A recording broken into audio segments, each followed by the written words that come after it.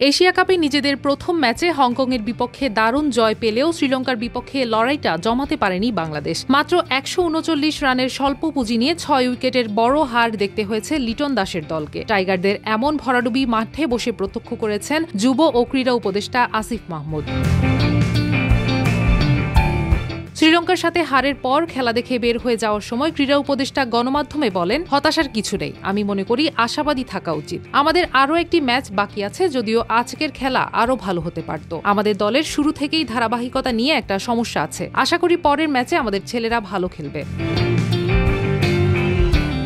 শ্রীলঙ্কার বিপক্ষে হেরে ইতোমধ্যে সুপার 4-এ ওঠার সমীকরণ জটিল হয়ে গেছে বাংলাদেশের জন্য। পরবর্তী ম্যাচে আফগানিস্তানকে হারানো ছাড়া লিটন তামিমদের সামনে আর কোনো পথ নেই। সেই জয় পেলে সুপার 4-এ যাওয়ার সম্ভাবনা জোরালো হবে বটে, তবে এরপরও তাকিয়ে থাকতে হবে অন্য ম্যাচগুলোর ফলাফলের দিকেও।